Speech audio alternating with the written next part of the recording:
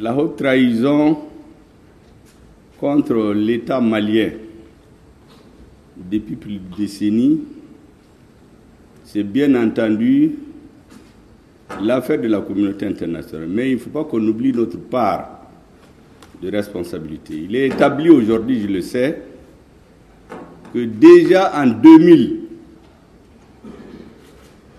certains experts de l'Union européenne avaient envisagé, à l'issue d'une grande réunion stratégique dans une capitale africaine, l'hypothèse d'avoir des forces armées de l'Union européenne dans le Sahel à l'horizon 2000-2015. Ça, c'est déjà en 2000. Et vous imaginez-vous, la délégation malienne, conduite par une personnalité dont je vais taire le nom, était l'une des premières à justifier une future présence militaire de l'Union européenne dans le Sahel. Donc en réalité, tout ce qui se passe aujourd'hui, ce n'est pas l'effet du hasard. C'est des combinations de certaines élites extérieures et des élites nationales sur le dos de nos populations. Il est donc bon, si vous ne le savez pas, en tout cas les dirigeants sachent que dans ce qui nous arrive, il y a une grande part de la communauté internationale, mais il y a aussi notre propre part. Parce que chaque fois qu'on ne pose pas les bonnes questions, on se trompe dans les solutions. Les difficultés des Africains sont certes issues d'une certaine instrumentalisation, mais certains citoyens africains sont responsables. Ça veut dire quoi?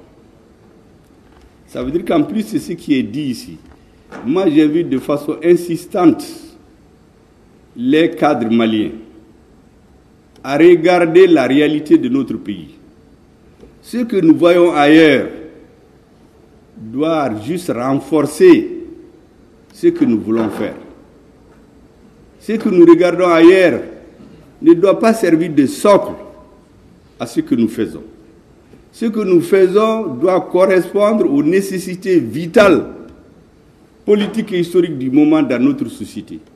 Les pays que vous avez cités, ils ont une longue histoire, mais vous avez vu que c'est en 1789 qu'il s'est trouvé des dirigeants qui ont dit « mais il faut faire ainsi, ainsi, ainsi ». Donc la même chose chez nous. Il faut qu'on tienne compte des réalités existantes de notre société, renforcer, élargir, approfondir et densifier par les apports internationaux. Donc j'insiste encore, tout ce que nous apprenons d'ailleurs doit reposer sur la créativité intrinsèque dans nos pays. Moi j'ai fait l'Europe, vous savez, suivant que vous savez en Russie, en Allemagne, en Suisse qui sont voisines de la France, chacun a ses réalités. Vous allez voir les lois, les règles, la façon dont la société fonctionne en Suisse, en Allemagne, en Belgique, des pays qui sont voisins de la France, ne sont pas forcément ce que les Français ont fait chez eux. Et donc nous aussi, à partir du moment où nous voulons refonder, soyons plus créatifs. Regardons les réalités de notre société. Ne prenons pas juste ce qui est pris dans une certaine situation historique dans un pays donné pour l'enrichir et le renforcer. J'insiste sur cet aspect parce que dans tout ce que nous prenons comme décision, ça transparaît. Moi, je me bats tous les jours contre ça, mais c'est très très difficile.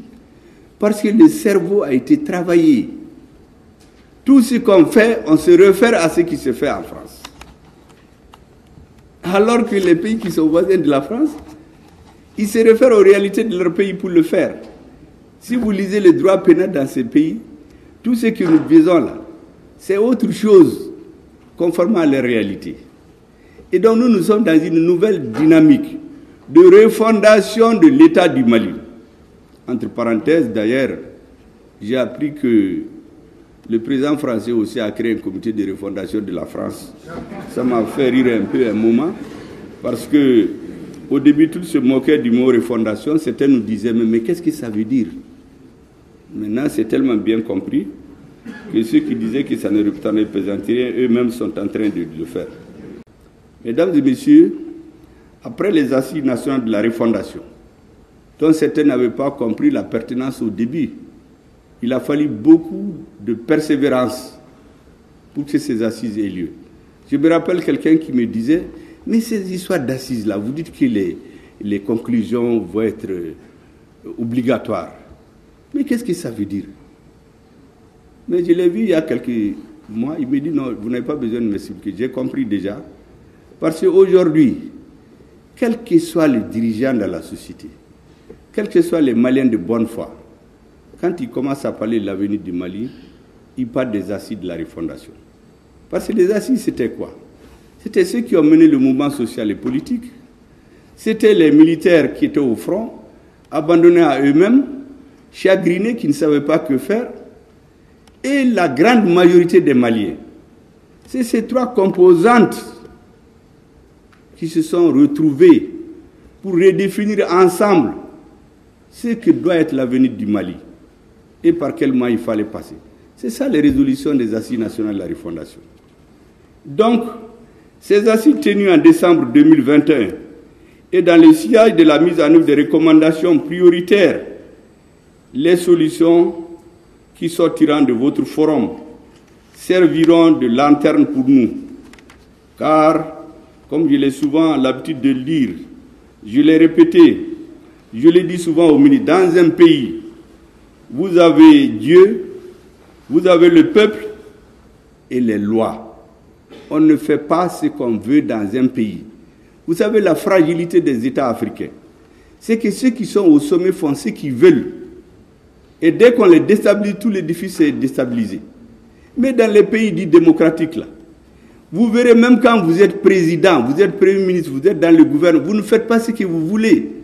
Si vous faites ce que vous voulez contre la société, c'est les lois, les règles que le peuple a définies qui vont vous attraper. Vous avez un président qu'on a jugé dans un pays, il a échappé de justice d'ailleurs. Ces pays sont stables parce qu'un individu ne fait pas ce qu'il veut. Il y a les lois que le peuple a édictées qui s'imposent à tout le monde. Donc le rôle des dirigeants, c'est de mettre en œuvre ces lois et non pas imposer leur volonté. Nous devions être exclusivement au service du peuple, car les dirigeants passent et les peuples restent. Ils sont permanents. Je le rappelle souvent dans mes discours par rapport aux dirigeants qui se hasardent à prendre des instructions ailleurs pour sanctionner leurs frères africains. Je rappelle à beaucoup que ces dirigeants vont passer, mais les peuples restent. Je dis souvent aux gens, les Maliens du sud de la côte du Mali, mais c'est leurs frères qui sont au nord de la Côte d'Ivoire.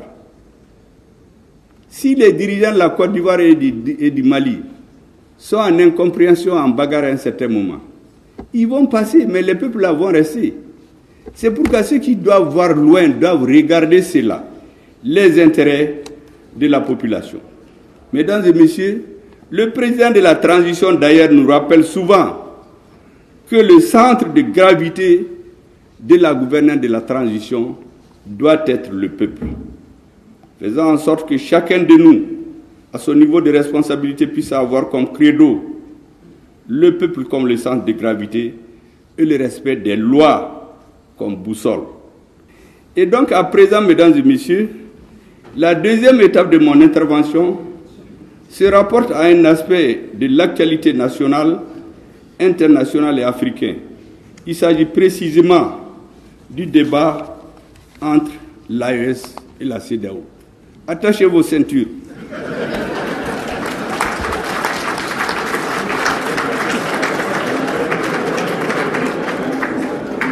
Jusqu'ici, nous étions en vol automatique. Maintenant, nous rentrons dans des zones de turbulence. Il faut donc bien attacher vos ceintures. Mesdames et messieurs, comme nous le savons, la Confédération de l'AES a été mis sur les fonds baptismaux le samedi 6 juillet 2024 à Niamey.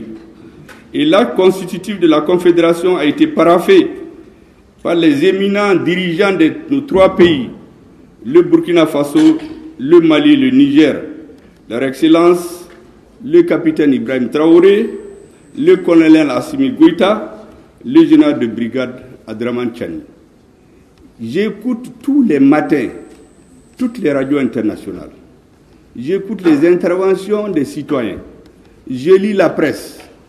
Je vous assure que je me rends compte souvent que certains ne savent même pas de quoi ils parlent. Parce qu'il y a une campagne médiatique internationale de semer le trouble dans l'esprit des Africains, de l'AES, en disant « Mais oui, on est une seule famille, on est en train de sortir de la famille, anga ben, anga fragnonka, sinon on va se diviser. » Mais dans le monde de toujours, est-ce que vous avez vu une décision importante qui n'avait pas été la décision de quelques hommes déterminés qui ont le sens de l'histoire? Aucun des grands dirigeants qui a marqué l'histoire n'est allé chercher le consensus total sur ce qu'il fait. On choisit ce qui est intéressant pour le peuple à un moment donné de l'histoire. Et on prend cette voie. Que ce soit par élection. Dans les élections, vous voyez, les présidents qui viennent, ils compétissent, il y a un qui prend, qui gagne. Mais c'est sa ligne qui s'impose à tout le monde, jusqu'aux élections suivantes. Mais il ne vient pas dire, ah, on met tout le monde ensemble. Mais ça, c'est quoi ça? Si vous mettez tout le monde ensemble, vous ne ferez rien. Parce que dans une société, les avis sont contradictoires. Quand un avis prime, c'est lui qui s'impose jusqu'à ce que le peuple ou l'histoire rejette cette ligne et suit une autre ligne. Donc même les dirigeants démocratiques, cette histoire de consensus des dirigeants, tout le monde ensemble, c'est pas ça. Les grands pays, si vous les regardez, à chaque étape de leur histoire, les dirigeants choisissent une voie. Ils l'expliquent au peuple et ils avancent. Si c'est à travers des élections, si ça ne marche pas, on les enlève. Si c'est d'autres voies, on trouve les moyens de les enlever. Mais ils ne viennent pas s'asseoir pour dire que tant qu'ils n'ont pas l'assentiment de tout le monde, ils ne vont jamais avancer. Ça n'existe pas. Et ces pays où on a inventé le terme clivant, parce que moi je sais que ça a été élaboré ailleurs et mis dans la bouche de certains, mais chez eux, ils sont clivants. Chez eux, les dirigeants font ce qu'ils ont dit au peuple, avec quoi d'autres n'étaient pas d'accord, jusqu'à ce qu'ils réussissent ou ils échouent. Et donc les dirigeants de l'AES ont fait un choix au nom de leur peuple. Notre rôle, c'est de l'expliquer à nos peuples, convaincre de la justesse de notre choix et espérer que l'histoire nous donne raison. Et je suis sûr qu'on aura raison. Si l'histoire montrera le contraire, les peuples tireront les conclusions. C'est pour cela que lorsque j'écoute tous ces discours, je me dis, mais il faut quand même donner quelques éclaircissements aux uns et aux autres. Les dirigeants maliens, burkinabés, Niger, ne se sont pas levés comme ça pour quitter les casernes, venir dire qu'ils sont au pouvoir. Mais au Mali, on n'avait plus de pays. Les 80% de notre pays étaient occupés par les terroristes.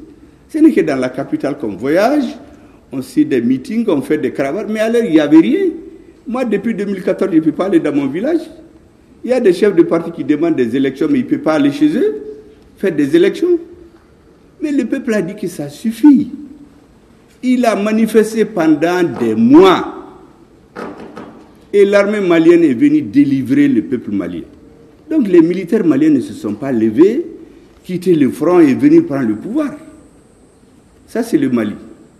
Au Burkina, c'est une autre réalité. Là-bas, le système démocratique marchait. On a fait les élections. Il y a un président qui est là, une assemblée normale, tout fonctionnait. Mais c'est l'insécurité encore. Les citoyens ne vivaient pas. Finalement, ils se sont révoltés. Donc, c'est le résultat d'une insurrection militaire qui a mis fin à ce qu'ils appellent le régime démocratique. Au Niger, c'est l'illustration la plus éclatante, où vous aviez un président qui dit à son armée, il ne faut pas vous battre, vous êtes trop faible, vos adversaires sont plus forts que vous. Mais en période de guerre, ça c'est intelligence avec l'ennemi. Ça c'était le Niger. On tuait les gens par milliers. On ne pouvait même pas manifester. Vous vous rappelez quand Barkhane a quitté ici, les Nigériens qui ont voulu dire non. Mais le meneur de la contestation, on l'a tué, on l'a brûlé dans sa voiture, personne n'en parle jusqu'à aujourd'hui. On a terrorisé les Nigériens. Ils étaient obligés d'être cloîtrés chez eux. Vous sortez votre tête, on fracasse. On continue à tuer les militaires. La population était de désarroi. Donc les militaires nigériens ne se sont pas levés du jour au lendemain pour venir au pouvoir. C'est pour délivrer ce peuple-là, qui ne pouvait plus parler, qui ne pouvait plus agir. Et donc nos présidents, ils ne sont pas, entre parenthèses, démocratiquement élus, avec souvent des pourcentages qui font honte, mais ils sont le produit de la volonté populaire, des souffrances de leur peuple et de leurs exigences.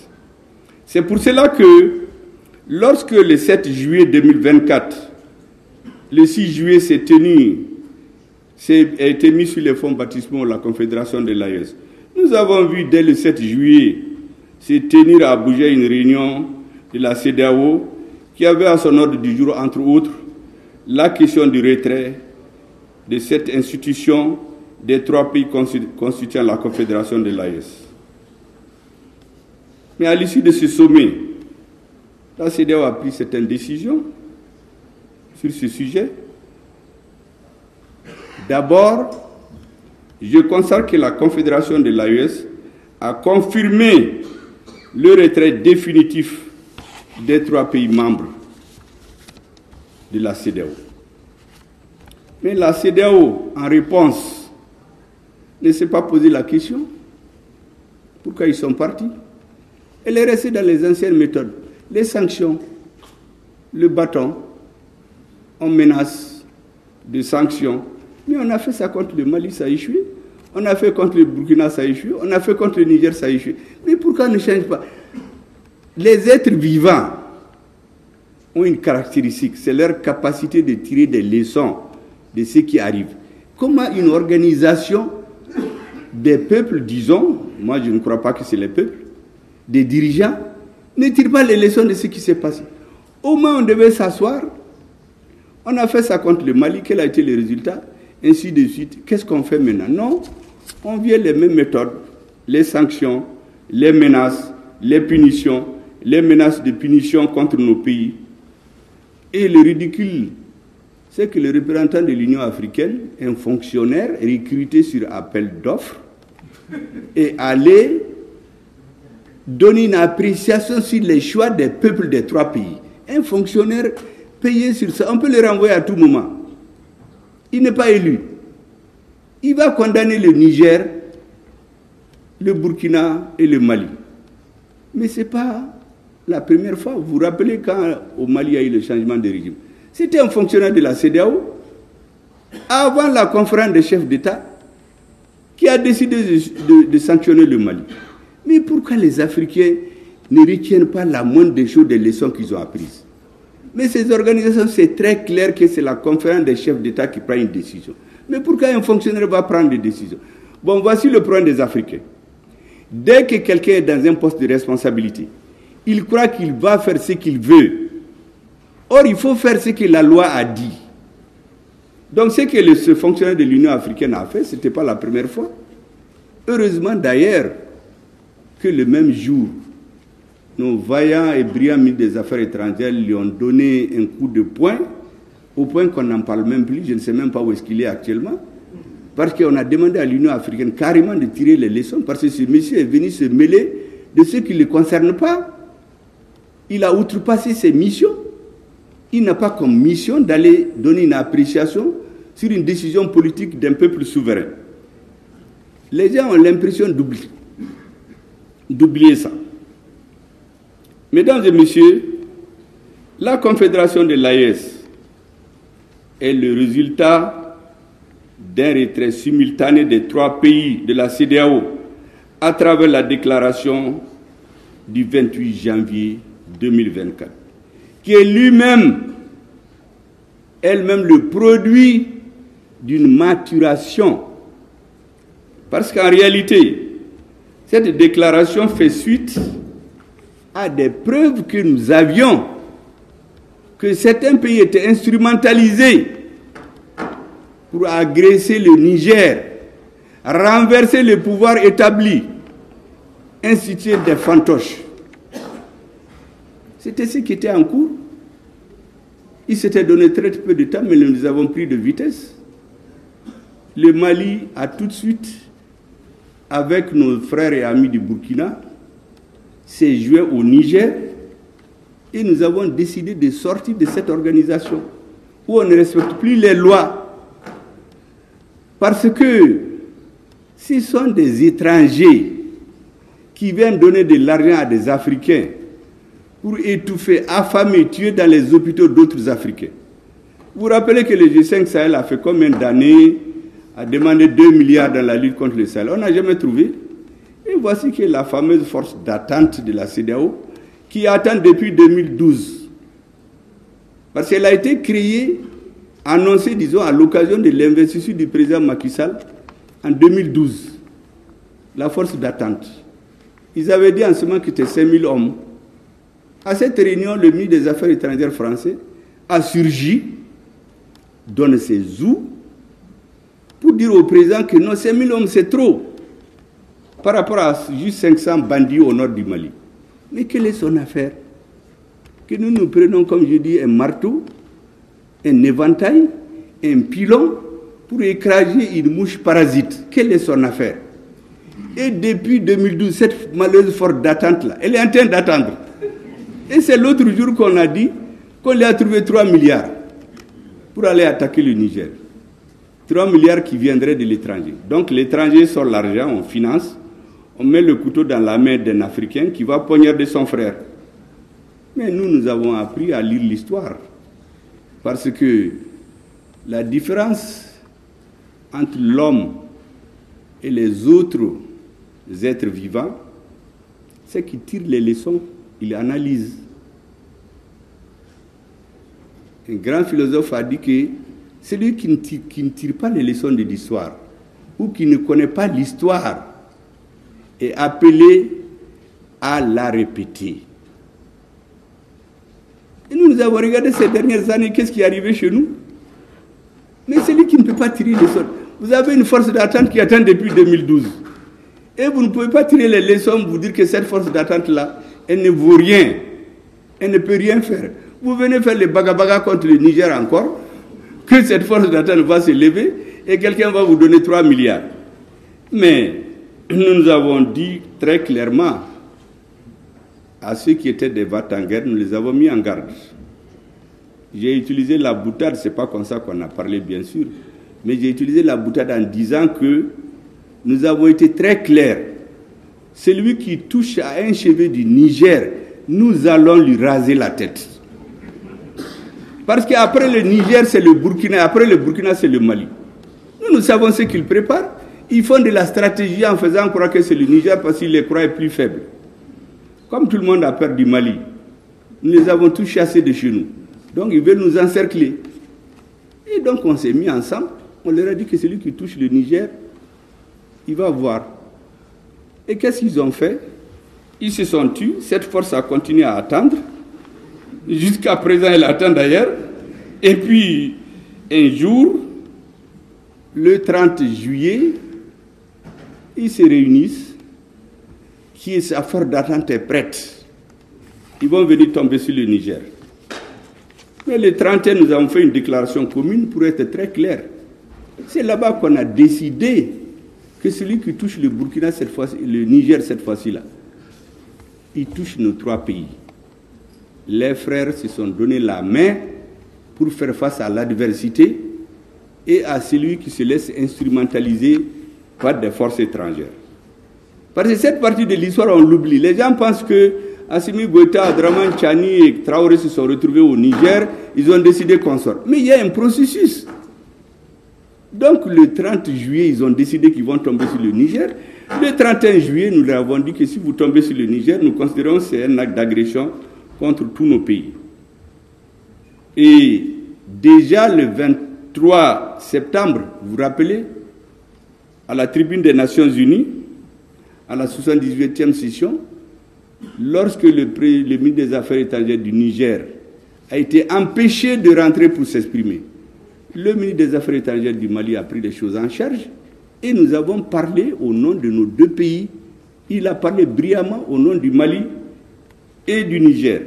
Beaucoup semblent oublier cela parce que le 7 septembre, je voulais vous rappeler, il y a eu l'attaque du bateau de Tombouctou, plusieurs centaines de morts. Est-ce que vous savez que la CEDEAO a tenu un sommet après? Ils n'en ont même pas fait cas. Même une simple lettre de condoléances au président du Mali. Un pays s'est opposé aux Nations Unies. Donc ça veut dire que les Maliens peuvent mourir. Ce n'est pas leur affaire. Mais nous avons pour ainsi de la gigote. Si vous ne prenez pas au sérieux, mais nous on se défend. Des centaines de Maliens meurent. La CEDEAO se réunit. Elle ne fait même pas cas de ça. À l'ONU, on ne fait même pas cas de ça. Mais comment vous pouvez comprendre ces comportements? On ne peut pas continuer à accepter des choses comme ça. Mais il se trouve qu'en ce moment, nous avions le plan pour prendre Kidal. Nous avons pris Anéfis. Nous avons pris Kidal. Nous avons chassé toutes ces forces maléfiques qui étaient chez nous en train de nous tromper. Takuba, G5 Sahel, Barkhane, MINUSMA, que sais-je encore, EUTM, ECAP, qui viennent former nos militaires, et on ne donne pas des balles aux militaires. Non, qu'ils ne donnent pas d'armes létales. Mais ce n'est pas les mêmes qui disent qu'ils vont donner des armes létales pour tomber sur le Niger.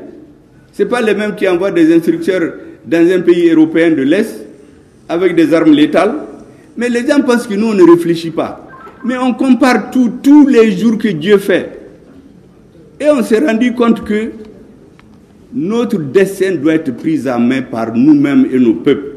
Personne d'autre ne le fera. Parce que lorsque vous avez à la tête des États des gens qui ont décidé d'être des agents d'exécution des décisions politiques des pays extra-africains, nous ne pouvions pas continuer à accepter cela.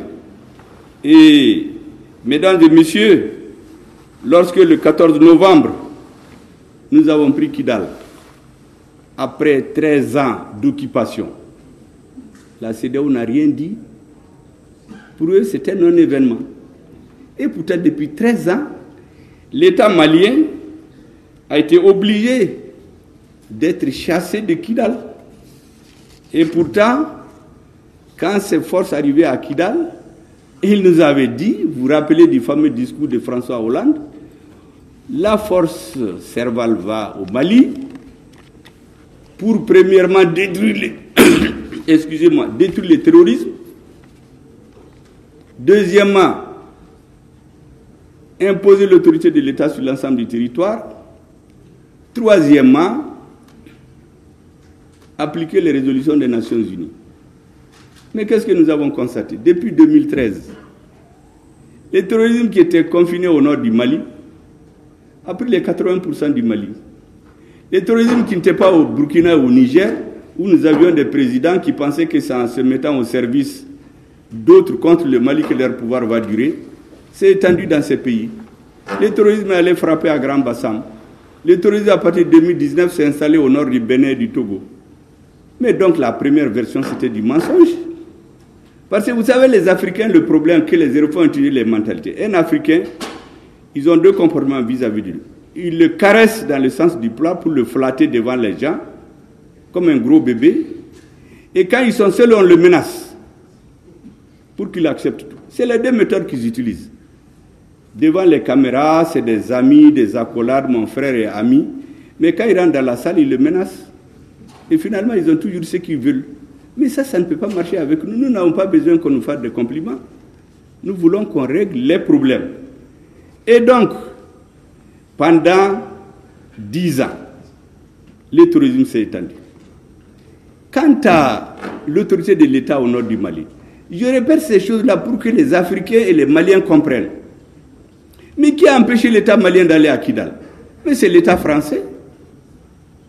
Notre président de transition avait demandé un appui aérien et un renseignement. Il n'était jamais question de militaires français. Mais qu'est-ce qu'ils ont fait? Ils nous ont empêchés d'aller à Kidal. Après, ils ont amené 5000 militaires de certains pays africains, avec un budget de 1 milliard de francs CFA par jour. Pendant 10 ans, on exploite de l'or. On amène des milliers de citoyens d'autres pays africains. À Kidal, à Gao, de l'or. Où va l'or? Personne ne sait.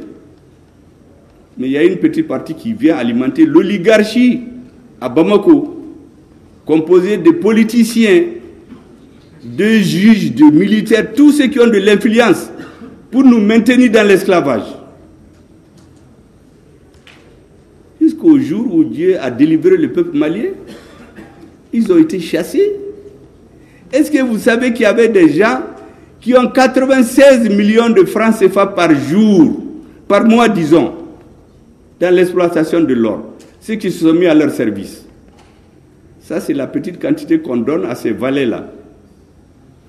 Mais le reste va, on ne sait où. C'est pourquoi il y a des pays où on ne produit même pas de l'or, mais qui ont des milliers de tonnes d'or dans leur trésor. Mais nous, on lit tout ça. Aucune route, aucun puits pendant 10 ans au nord. Toutes les populations sont parties. Tous ceux qui peuvent faire les affaires économiques, les hommes d'affaires, assassinats ciblés, pour créer un vide. Et on dénigre les militaires. Moi, j'ai écouté des généraux se moquer de nos militaires. Ah, les militaires. Et puis, il y a des hommes politiques aussi qui leur emboîtent le pas. Il y a des hommes politiques ici qui disent « Ah oui, au Mali, il n'y a pas de militaires. Ils ne sont bons que pour les défiler les coups d'État. Dès que tu tires, ils fuient. » Et j'entends des généraux dire là, non, non, non. Même les véhicules qu'on leur donne, ils les vendent. Ils enlèvent le moteur, ils enlèvent les pneus. Pour décourager les Maliens. Pour amener chez eux, cultiver chez nous le rejet du militaire. Heureusement, comme je dis, notre peuple a été délivré. Notre armée nous a restitué notre dignité et notre honneur. Mais ce sont les mêmes militaires, les mêmes terroristes renforcés d'ailleurs. Pourquoi on a pris Anefis? Pourquoi on a pris Ber? Pourquoi on a pris Kidal? Parce qu'il y a une prise de conscience. Et c'est pour cela que vous aurez compris, moi depuis des mois, je fais ce qui nous est confié, parce que le président dit Beki Djoyora là. Nous, on parle pour éveiller les consciences. Parce que un militaire, quand il tire une personne. Mais quand tu parles, c'est des milliers de personnes qui comprennent. C'est ce que nous sommes en train de faire. Décomplexer les Maliens, aimer leur armée, respecter les militaires, les sacraliser. C'est ce que nous sommes en train de faire. Et dans l'affaire de l'AES, on est en train de leur porter l'estocade de la contradiction. C'est eux qui ont créé les conditions du retrait des pays de l'AES. Et ils vont se réunir. Est-ce que vous imaginez cette CEDEAO? Les gens ne payent même pas leurs cotisations. C'est l'Union européenne qui paye leurs cotisations. C'est eux qui complètent leur budget.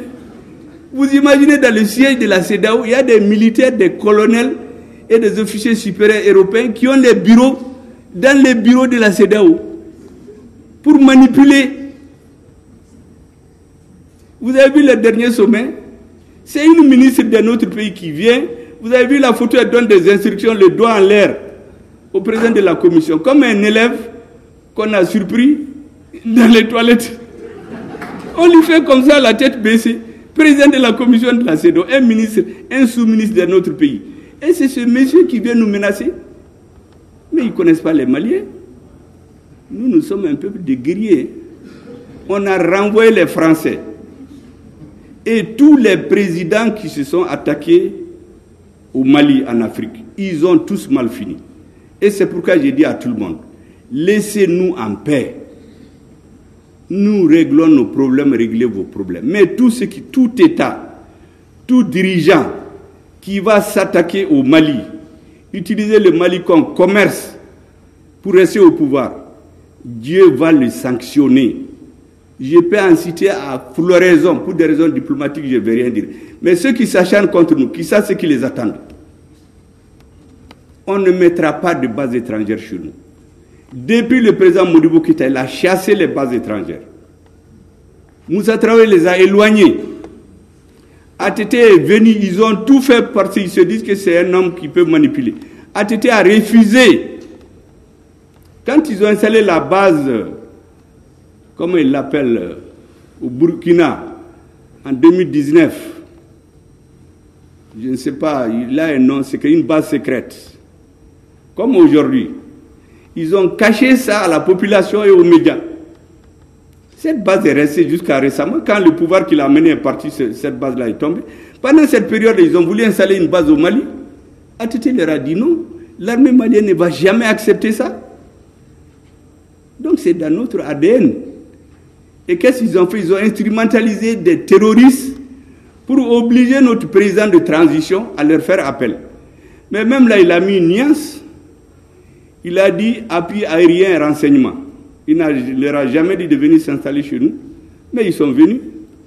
Est-ce que vous savez que même cette lettre-là, qu'ils ont fait écrire à notre président, parce que c'est leur ambassadeur qui a fait des va-et-vient et faire signer, quand on l'a cherché, il n'y en avait pas dans les archives au Mali. Pour trouver ça, on a été sur le site internet de leurs institutions. C'est là-bas qu'on a trouvé la copie de la lettre du président par intérim du Mali, qui appelle l'opération Serval. Mais vous croyez que ça peut continuer? Le Mali, le Niger, le Burkina, nous avons décidé que nous n'allions plus continuer à faire comme le passé. Et c'est pour cela que vous avez vu l'AES, c'est des organes très légers. On n'a pas créé une bureaucratie, on va mettre des agents qu'on va corrompre. C'est de façon tournante. Il n'y a pas une structure où on va placer des sièges, faire des luttes pour placer des cousins, des parents, des affidés pour vendre l'Afrique. Mais chez eux là-bas, je vous ai dit qu'à la CEDEAO, mais est-ce que vous avez vu un sommet de l'Union européenne ou de ces pays où des Africains sont dans la salle? Mais ces gens-là, dans toutes les réunions, c'est des gens des autres pays qui sont dans la salle. On les manipule dans les couloirs. Les militaires qu'on envoie là-bas, on les manipule. En réalité, on dit que mais ils sont au service de ces pays. Sinon, qu'est-ce qu'un militaire de l'Union européenne va venir faire dans les bâtiments de la CEDEAO? Qu'est-ce qu'il vient faire là-bas? Mais nous savons ce qu'il fait. Nous connaissons son nom. Je ne veux pas le dire seulement pour des raisons que vous comprenez. Nous savons de quel pays il vient. Les gens avec lesquels ils sont en contact, et là-bas et ici, on le sait. Mais il faut que les gens arrêtent. Il faut que les Africains tirent les leçons de ce qui est arrivé ici et là. Vous savez, la polémique qu'il y a aujourd'hui entre un président de l'AES et certains pays par rapport à un président de l'AES et le Niger, disons, et certains pays par rapport aux bases secrètes. Les bases secrètes là, personne ne les a jamais reconnues. Est-ce que vous avez jamais entendu un pays dire « Ah oui, je reconnais qu'il y a des bases secrètes chez moi ». Généralement, quand on les surprend, la met dans le sac, ils ont deux attitudes. Ou bien ils se taisent en attendant que la tempête passe, ou bien ils se lèvent le verbe très haut pour faire des dénégations. Ah, des journalistes étrangers peuvent venir enquêter. Mais ceux qui l'ont dit, des journalistes étrangers ont été enquêtés l'autre jour, ils ont caché. Oui, j'ai oublié la base Burkina, c'était base Sabre, en 2019. Mais on a caché ça même au peuple burkinabé. C'est une base secrète. Ils ont voulu la mettre au Mali, ATT a refusé. Le président qui était là-bas pensait qu'en faisant leur jeu, ça lui permet de dire au pouvoir. Mais après, le peuple burkinabé s'est soulevé, on l'a fait partir. Les bases secrètes, c'est pourquoi ça s'appelle secrète. Ils ne les reconnaissent jamais. C'est de cette base-là qu'ils avaient prévu de tomber sur le Niger et renverser le régime. C'est pour cela que le 28 janvier, nous nous sommes retrouvés. On a dit qu'on quitte cette maléfique organisation pour qu'on ne se serve pas de ces textes pour nous brimer. Mais ces aspects, on les oublie. Comme si les présidents ont pris leur avion, ils ont été à Niamey, ils ont dit, bon, on crée l'AES. Ou ceux qui disent, mais qu'est-ce qu'on va devenir? Mais nos peuples ont existé avant la CEDEAO. Pourquoi ils vont pas... Ça me rappelle exactement quand on chassait l'aménagement d'ici. On dit, mais qu'est-ce que les Maliens qui travaillent là-bas vont devenir? Mais ces Maliens existaient avant la CEDEAO. Vraiment, je voulais dire que tout cela doit amener les Africains à comprendre. Notre dessein doit dépendre exclusivement de nous, de nos peuples, de nos dirigeants. Et je termine par une dernière mise en garde. Je l'ai dit, je le répète. Je ne veux pas jurer, mais je suis sûr. Tous les pays, tous les dirigeants, qu'ils soient africains ou ailleurs, qui se mettent dans des complots contre notre peuple, ils vont payer ça. L'agenda de Dieu est différent de celui des hommes. Il y en a qui vont perdre les élections, ils vont fuir le lendemain. On a vu ici. Dès le lendemain, ils ont fui. Pourtant, ils ont tout fait. Emprisonner 1000 personnes, tuer 60 personnes, emprisonner des avocats, violer toutes les lois pour pouvoir éliminer un adversaire politique. On dit que c'est la démocratie. Mais la démocratie, c'est les lois. Lorsqu'on utilise tout ça, le nombre de personnes, si c'était dans un régime militaire qui a eu 60 morts d'un coup, ils allaient dire, mais ça c'est la dictature militaire. On est en train de tuer la population. Mais ceux qui sont morts dans ce pays-là, ce n'est pas des citoyens. Mais on dit que le président est démocrate. Ou on fait un coup d'État au Niger, on dit qu'on va faire une réunion de défense à Paris. Et quelques jours après, il y a un coup d'État dans un pays africain.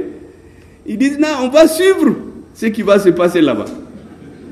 Et puis, quelques jours après, le ministre des Affaires étrangères de l'Union européenne, Joseph Borrell, il réunit les ministres de la Défense et des Affaires étrangères de l'Union européenne à Toledo, en Espagne. Il leur dit, hey, attention, en Afrique, là, nous avons des intérêts. Il faut qu'on cherche à les comprendre. J'ai dit, ah bon? Toi, tu te réveilles à 14h, nous, on est sur pied depuis 6h. Tu viens nous apprendre maintenant. Bon, est-ce que les Africains, il n'est pas temps que nous comprenions cela? Que les peuples comprennent cela? Nous n'allons jamais accepter cela. En tout cas, le peuple malien ne l'acceptera jamais.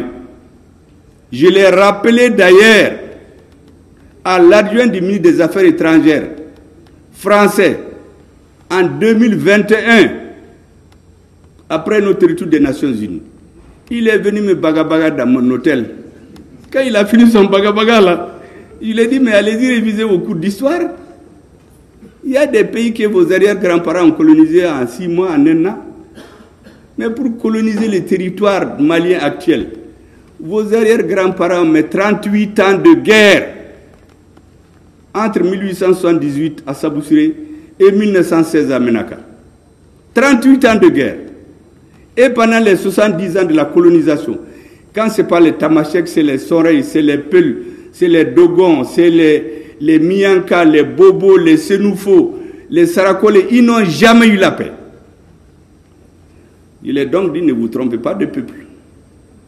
Nous sommes réfractaires à la suggestion. Deuxièmement, vous n'avez pas les dirigeants auxquels vous étiez habitués, que vous tapez dans l'épaule, vous les flattez devant les gens et puis vous allez les menacer dans les chambres. Nous, personne ne nous menace sauf Dieu et nos peuples. C'est deux seuls qu'on a peur. Assimi Goïta n'a pas besoin de vos visas. Il n'a pas de compte chez vous. Nous n'avons pas besoin de vos visas. Nous n'avons pas de compte chez vous. Il quitte quand il est dans son bureau. Donc, vos visas, là, si vous l'interdisez, c'est assez démocratiquement élu. Quand on dit qu'on a coupé le visa, il tombe malade. Ce n'est pas ces gens qui sont à la tête du pays aujourd'hui. Donc, je lui ai dit d'aller réviser ces leçons d'histoire. Il me dit, oui, les Russes, eux, ils les ont vus en juillet. Les Russes ne feront rien au Mali. J'ai dit, mais tu es en retard. Moi, j'ai vu notre ministre des Affaires étrangères a parlé avec le ministre des Affaires étrangères russe en septembre. Vous avez parlé en juillet pour aller leur dire de ne rien faire au Mali. Mais nous, on a parlé avec eux en septembre. Ils disent qu'ils vont respecter tous leurs engagements. J'ai dit, donc, tes données sont caduques, monsieur l'ambassadeur. Donc, vraiment, regagnez votre bureau et attendez un autre dirigeant pour le menacer. Ça, c'est fait le lendemain du 24 septembre. Et c'est ce que nos présidents continuent. Donc, il n'y a rien de nouveau sous le soleil. C'est un processus de conservation de la dignité de nos peuples qui a conduit à la création de l'AES. Ce n'est pas les caprices de 3 personnes seulement. C'est ailleurs qu'il y a les caprices. Parce que si on demande à ces peuples-là, les peuples ne vont jamais l'accepter. Je vous ai donné l'exemple. Certains avaient pensé que les terroristes, c'est au Mali seulement. Ils ont voulu faire de leur pays une base arrière. C'était le Burkina en 2013-2014. Ils ne savaient pas que ça allait arriver chez eux. Au Niger, c'était la même chose. Le terrorisme est arrivé au nord du Bénin depuis 2019. Si les gens continuent à cacher ces bases pour attaquer les pays de l'AES, non seulement ça ne réussira pas, mais comme j'ai dit, en tout cas, tout pays qui va attaquer le Mali, je ne connais pas les autres, il va mal finir. Il faut donc nous laisser en paix. Que chacun fasse ce qu'il veut chez lui. Mais qu'on ne vienne pas se mêler de nos affaires intérieures. Vraiment, mesdames et messieurs, ce sont ces choses-là que je voulais expliquer pour que tout le monde entende et tout le monde comprenne. Moi, j'ai écrit depuis 2019 la faillite de l'État malien. Toutes les prises de position officielles dans les institutions françaises, au Sénat, à l'Assemblée, au gouvernement, des gens qui ont dit qu'il faut diviser le Mali.